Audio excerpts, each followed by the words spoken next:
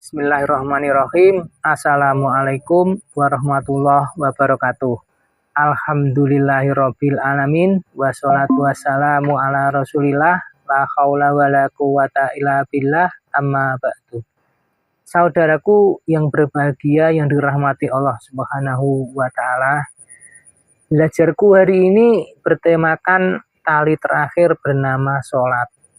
Dari Abu Umamah Al-Bahili, ia berkata, Rasulullah Shallallahu Alaihi Wasallam bersabda yang artinya tali ikatan Islam akan putus seutas demi seutas. Setiap kali terputus, manusia bergantung pada tali berikutnya. Yang paling awal terputus adalah hukumnya. Dan yang terakhir adalah sholatnya. Hadis riwayat Ahmad. Dari hadis di atas terdapat pelajaran.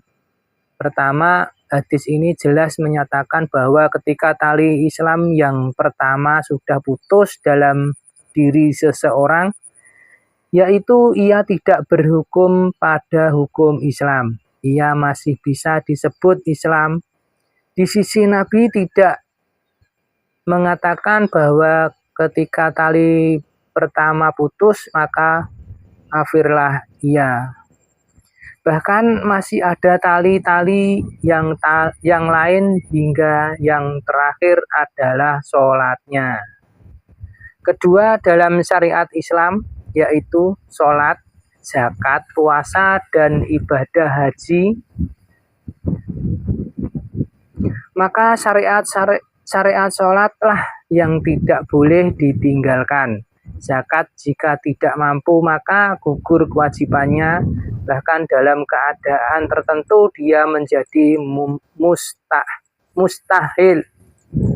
Puasa jika sedang safar atau sakit maka diganti dengan hari lain, atau jika tidak sanggup menggantinya dengan puasa maka rukhsah berikutnya yang Allah berikan adalah membayar fidyah, memberi makan kepada fakir miskin. Haji hanya bisa dilaksanakan oleh mereka yang memiliki kemampuan, berarti yang tidak mampu melakukannya baik secara materi maupun hal lain yang dipersyaratkan sesuai syariat Islam, maka dia tidaklah berdosa. Ketiga, orang yang sudah meninggalkan sholat akan mendapatkan hukuman dan kemurkaan Allah, serta mendapatkan kehinaan di dunia dan akhirat. Rasulullah Shallallahu Alaihi Wasallam bersabda yang artinya, beda antara seorang mukmin dan antara syirik dan kekafiran ialah meninggalkan sholat. Hadis riwayat Muslim nomor 82. Ayat Al-Quran yang berkaitan dengan hadis tersebut, Allah Subhanahu wa Ta'ala berfirman yang artinya, dan hendaknya mereka mendirikan sholat dan janganlah menjadi orang-orang yang musyrik. Al-Quran surat Ar-Rum ayat 31.